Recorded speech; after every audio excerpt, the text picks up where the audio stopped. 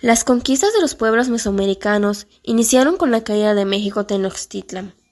Exploradores, encuentros, alianzas estratégicas, resistencia, el dominio y el surgimiento de la Nueva España marcaron el comienzo de un largo proceso de transformación que se extendió desde el siglo XVI hasta el siglo XIX.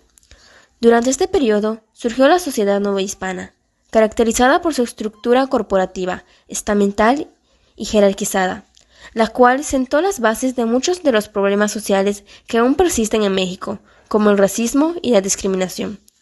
Al mismo tiempo, se desarrolló un proceso de resistencia indígena que permitió la supervivencia y continuidad de sus culturas, tradiciones y modos de vida, desde el México colonial hasta la actualidad.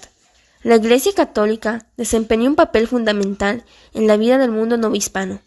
La implantación del cristianismo fue un proceso en el que se unieron el poder religioso y el poder militar, simbolizando la Iglesia y la espada.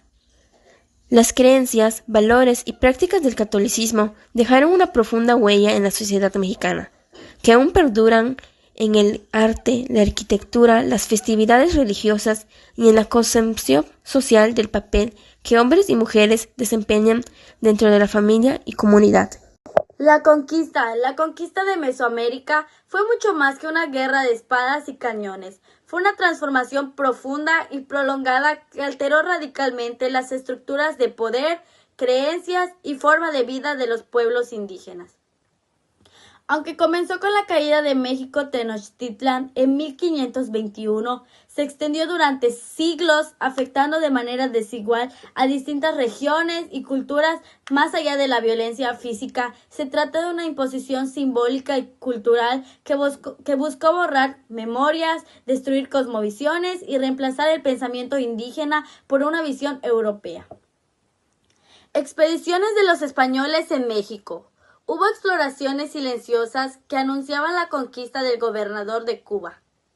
Diego de Velázquez envió en 1517 a Francisco Hernández de Córdoba con Antón de Alaminas. Realizaron el contacto entre europeos y mesoamericanos, enfrentando la resistencia maya en su primer intento de conquista que se llevó a cabo en Cabo de Catoche en la batalla de la Bahía de la Mala Pelea, en el que los indígenas en 1518, Juan de Grijalva, acompañado de Antonio de Alaminos, Melchor, Julián y Pedro de Alvarado, exploró la costa y envió a otra a Cuba, despertando misiones. Esto llevó a una tercera expedición liderada por Hernán Cortés, quien partió de Cuba el 18 de febrero de 1519 sin autorización oficial del gobernador de Cuba. Con más de 600 hombres en Cozumel se unió Jerónimo de Aguilar. Las alianzas con otros y la caída de Tenochtitlan. Cuando Hernán Cortés y su ejército desembarcaron en las costas de Veracruz en 1519, no se enfrentaron a un territorio vacío, sino a una red compleja de señoríos mesoamericanos con estructuras políticas sólidas. Cortés obtuvo su primera victoria en Tabasco, en la batalla central, y recibió a la Malinche, futura mediadora clave. Fundó la Villarrica de la Veracruz para legitimar su autoridad. Los primeros choques ocurrieron con los pueblos sometidos por el dominio mexica como los totonacas. En agosto formó una alianza con los totonacas de Cempalhola. En septiembre ocurrió la guerra y posteriores alianzas con los señoríos tlaxcaltecas. Quienes buscaron en los recientes llegó una oportunidad para romper el desayuno tributario. La batalla de Cholula, ciudad sagrada con cientos de templos, fue una partegua. Cortés convocó a los principales nobles de la ciudad bajo el pretexto de una alianza y luego ordenó una masacre.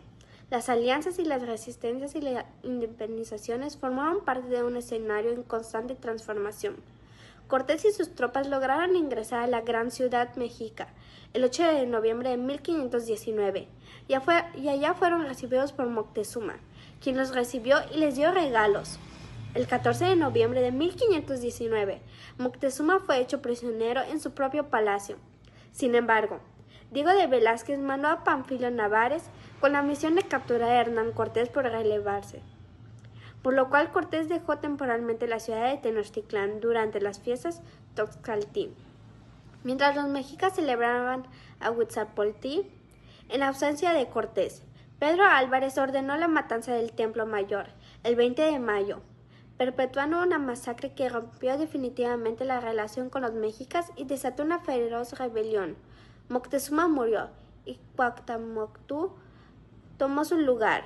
Ese episodio provocó una rebelión abierta. La población mexica, liberada por sus capitales, inició una guerra de resistencia con los invasores, obligando a Hernán Cortés a huir en la llamada Noche Triste. Cortés perdió muchos hombres, pero no abandonó su objetivo. El 7 de julio ocurrió la batalla de Otumba. Ocurrió después de la derrota de los españoles liderados, en el que los españoles se llevaron la victoria. Después Cortés fortaleció sus alianzas indígenas, especialmente con los tlaxcaltecas, y regresó con un ejército masivo. El asedio de Tenochtitlan duró más de 2 meses. A la violencia bélica se le sumó hambre, la falta de agua potable y propagación de viruela. Finalmente, el 13 de agosto de 1521, tras un largo y brutal sitio de México y Tenochtitlan, cayó cuando Cuauhtémoc fue capturado. El fin del imperio que marcó el inicio de una nueva etapa. Imposición de estructuras coloniales y la resistencia cultural de los pueblos originarios, porque la conquista fue más que una guerra, fue una ruptura, memoria y transformación. Ecos de resistencias y profecías de la península de Yucatán. La conquista de la península de Yucatán fue un proceso mucho más largo y complejo. Los pueblos mayas resistieron durante casi 175 años, interpretando la llegada de los españoles desde sus propios cosmovisiones. La primera intento de fracaso de Montejo en 1527, fracaso ante la feroz resistencia que habilitan los indígenas y europeos. Tras 2 intentos fallidos, lograron aventarse en el noreste de la península entre la Sierra Puch y Petén, cuyos pueblos resistieron hasta el final de los siglos XVII e incluso a principios del siglo XVIII. La historia de la conquista de América ha sido contada durante siglos desde la perspectiva de los vencedores, usando términos como descubrimiento, civilización o evangelización que sirvieron para justificar la violencia. Autores como Todorov señalan que Cortés comprendía el mundo azteca, pero esa comprensión no impidió la destrucción. Esto muestra una paradoja. Conocer al otro no evitó la violencia, sino que incluso facilitó el dominio. El lenguaje moldea la historia, por eso se propone dejar de usar palabras que encubren la violencia y empezar a nombrar los hechos desde la perspectiva de los pueblos invadidos. Enrique XII afirma que la conquista no fue un accidente periférico de la modernidad, sino un acto fundacional. En la actualidad se busca conmemorar los hechos desde una visión de resistencia, no de conquista. Por ejemplo, en 2021 se conmemoraron los 500 años de resistencia indígena, en lugar de celebrar la toma de Tenochtitlan. Leer sobre la conquista no es un ejercicio de revanchismo, sino de justicia epistémica. Las voces silenciadas en reconocer una historia, no que glorifique la violencia. La instalación del poder español y la transformación de la conquista en la colonización. Este nuevo orden no se limitó al control militar, pues articuló un sistema de dominación política, económica, religiosa y simbólica, que permitió la explotación de los pueblos originarios y la extracción de recursos naturales durante más de 3 siglos. Los conquistadores aprovecharon la infraestructura existente para instaurar mecanismos de control. Una de las primeras estrategias fue reconocer los antiguos señoríos indígenas como caciques dándoles una autoridad subordinada dentro del nuevo marco jurídico y fiscal. Esto permitió una administración eficiente sin presencia militar constante, pero alteró de raíz la lógica del poder indígena, viviendo dependiente del y funcional al sistema colonial. Entre 1521 y 1570 se logró consolidar un modelo de dominio que transformó profundamente las sociedades mesoamericanas. El proceso de instalación del poder español y la fundación de la Nueva España. Desde los primeros años se fundaron cabildos españoles, se repartieron encomiendas que otorgaban a los conquistadores el derecho a recibir tributo y servicio personal de los indígenas. Se estableció la Real Audiencia, que garantizaba la justicia del rey. En 1535 creó el Virreinato de la Nueva España, nombrando primer virrey a Antonio Mendoza. El virrey coexistía con la Real Audiencia, los cabildos municipales y las órdenes religiosas. Se desplegó una intensa campaña de evangelización. Las órdenes religiosas, los franciscanos, dominicanos y agustinos, colonizaron masivamente, fundaron escuelas e instalaciones educativas y tradujeron lenguas para enseñar el dogma cristiano. Nueva España, organización del poder y la desigualdad. En el nuevo orden colonial. Durante más de 300 años, México formó parte del Virreinato de la Nueva España, un sistema colonial que impuso un orden político, económico y social muy desigual. La corona española organizó un gobierno jerárquico para asegurar su dominio sobre los pueblos indígenas y africanos, creando una estructura donde el poder dependía del origen étnico y el color de piel. A través de un entramado institucional complejo, este modelo colonial no solo reorganizó el espacio y las relaciones de poder, estableció un sistema de estratificación social corporativa donde el lugar de una persona en la sociedad dependía de su origen étnico, color de piel y relación con el aparato colonial.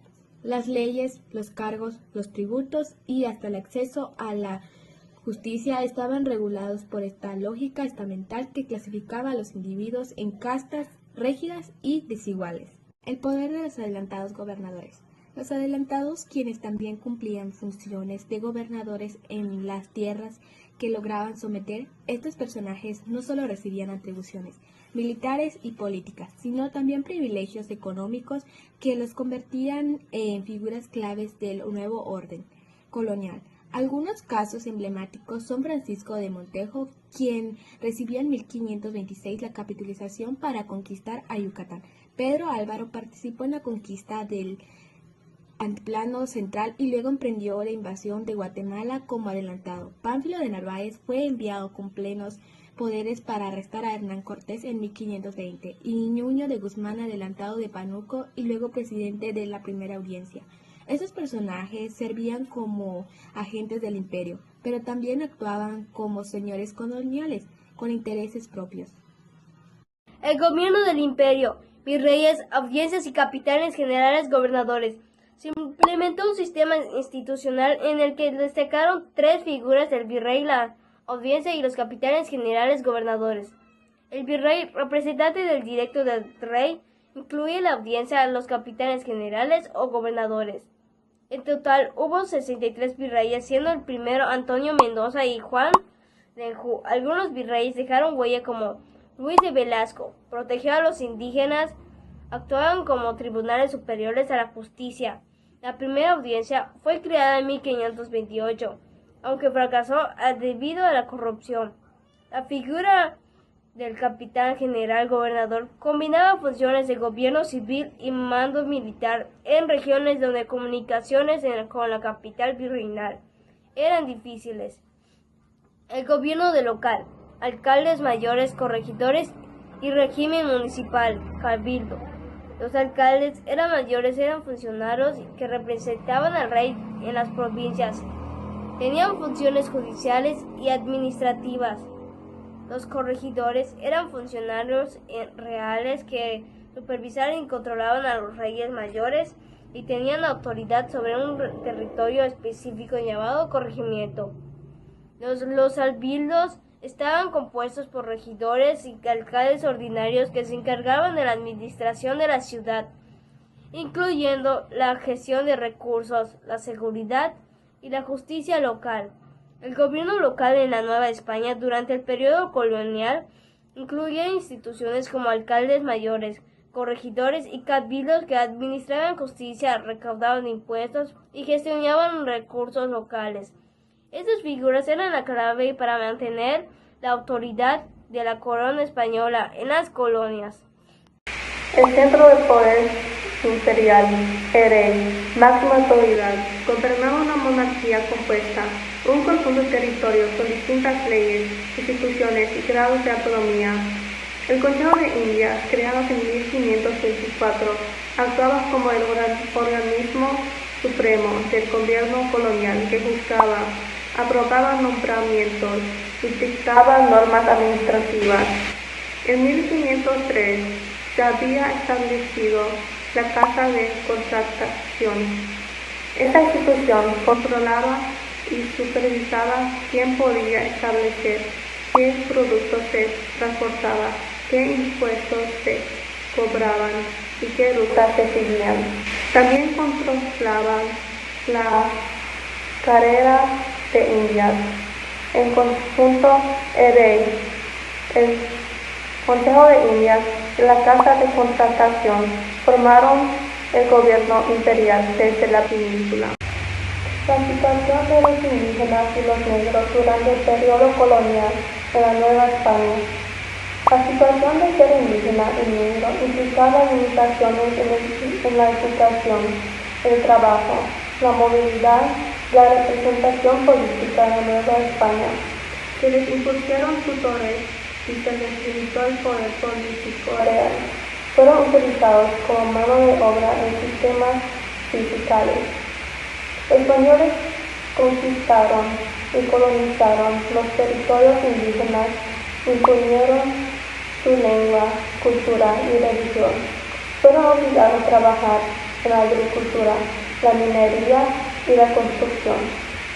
A menudo de condiciones de esclavitud, perdieron sus tierras y recursos naturales, lo que les llevaron a la pobreza. Los negros fueron traídos a la Nueva España como esclavos, principalmente para trabajar en la agricultura y la minera. Vivían en condiciones de vida inhumanas, con castigos físicos y maltratos. Eran obligados a trabajar largas horas como esclavos. Las leyes de Indias, impulsadas en el siglo XVI, intentaron proteger a los indígenas y regular la esclavitud. Durante siglos, la historia oficial visualizó la experiencia de millones de personas esclavizadas y sobornadas bajo el régimen colonial. El orden virreinal impuso una estructura política, económica y jurídica. Además, construyó una jerarquía racial y social y que asignó valor desigualdad a la vida humana. Primero la esclavitud de indígenas, de africanos y afrodescendientes, después fue uno de los pilares fundamentales del funcionamiento del sistema colonial de Nueva España. Los cuerpos esclavizados fueron convertidos en mercancías, se compraban, se vendían, se heredaban sus trabajos, impulsó la economía minera, agrícola y urbana. Su existencia fue constantemente regulada, castigada o explotada. En este sistema, la esclavitud no solo generaba riqueza, también producía miedo, resistencia e indignación, y a lo largo de 3 siglos más, de 250,000 personas esclavizadas arribaron a la Nueva España. El funcionamiento de la sociedad se apoyó en estructuras internas profundamente jerarquizadas, sustentadas en la desigualdad, el trabajo forzado y la exclusión sistemática. Españoles peninsulares gozaban de todos los privilegios legales y económicos. La raza criollos, hijos de españoles peninsulares nacidos en América, aunque compartían origen racial, fueron marginados de los cargos políticos por haber nacido en América. Tenían tareas o cargos hacendados, clérigos y abogados. Los mestizos, hijos de padres de distintas razas, tenían oficios manuales, eran pequeños comerciantes, soldados, rasos, ayudantes en labores de campo y talleres. Gonzalo Gómez Guerrero es el padre del mestijero. Los indígenas, pueblos originarios de Mesoamérica, Arioamérica o Asiaamérica, con tareas o cargos de agricultura, tributarios y mano de obra. En encomienda, en la clase más baja, los africanos procedentes de África eran esclavizados o libres con cargos como obreros de minas y haciendas.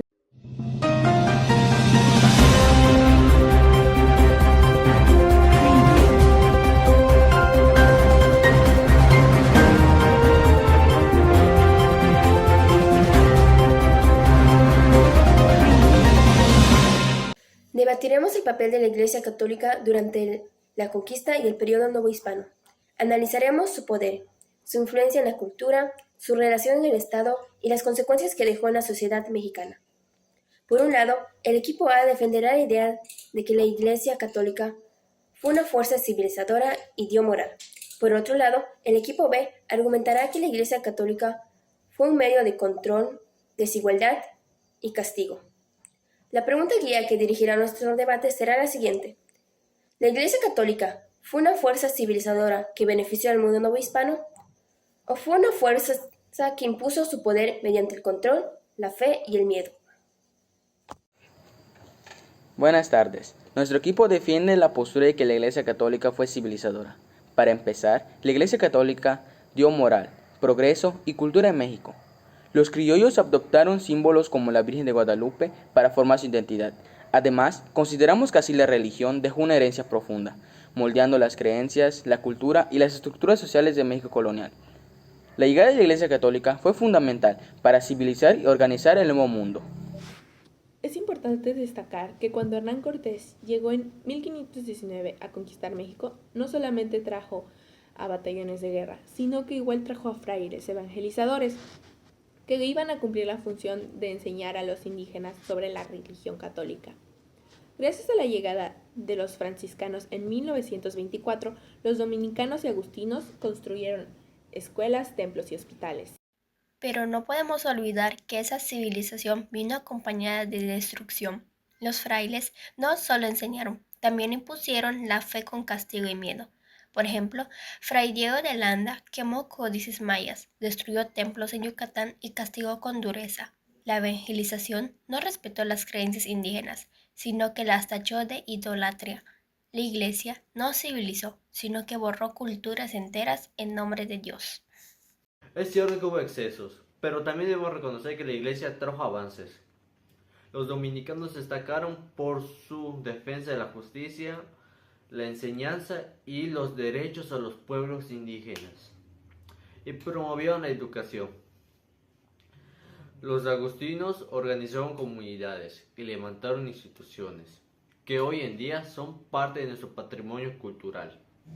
La Iglesia fue una herramienta del poder español. Las órdenes religiosas se repartieron todo el territorio nuevo hispano, creando nuevos centros de evangelización.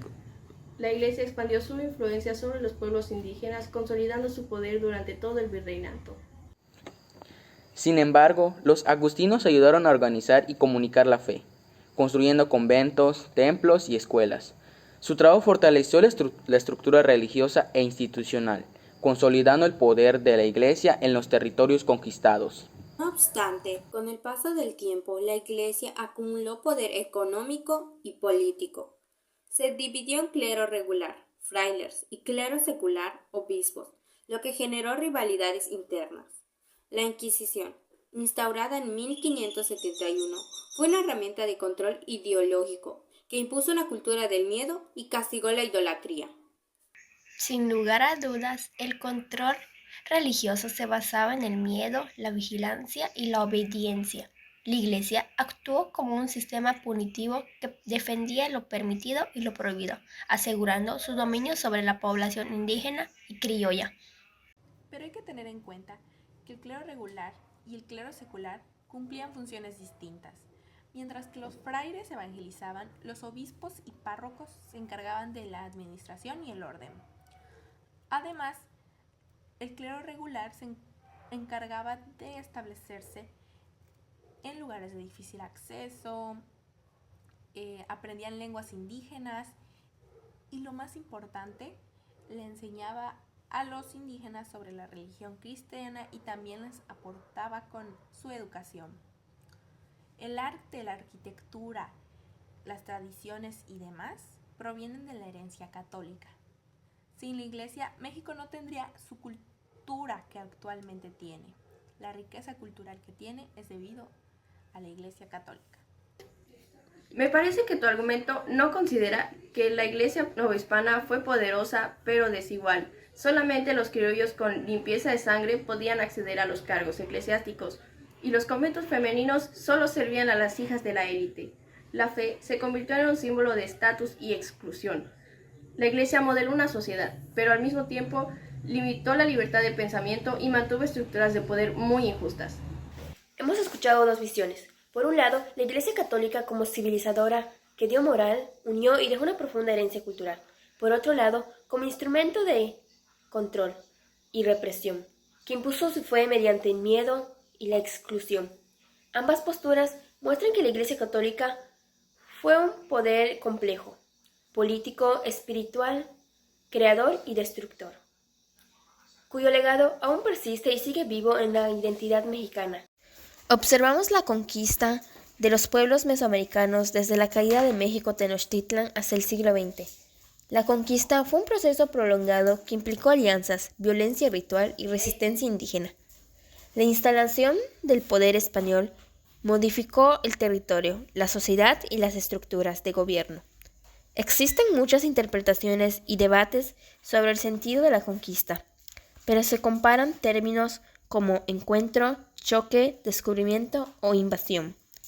En el orden colonial analizamos el sistema de gobierno, organización social y discriminación estructural durante el virreinato de la Nueva España. El orden colonial se organizó a través de figuras jerárquicas. La sociedad colonial fue estamental. Los pueblos de indígenas y africanos fueron marginados y sometidos a formas de explotación y exclusión. A pesar de eso, hubo resistencia y continuidad. La esclavitud y el sistema de castas sirvieron como mecanismos de control social, y aún así, diversos grupos resistieron la dominación colonial con rebeliones y acciones simbólicas. Persistieron elementos culturales que sobrevivieron y se transformaron en medio de la dominación. La Iglesia Católica tuvo poder, control y configuración. Fue un pilar del orden colonial. La evangelización implicó violencia simbólica, lingüística y física sobre los pueblos originarios. Sin embargo, muchos valores, expresiones y festividades actuales son herencia de ese proceso.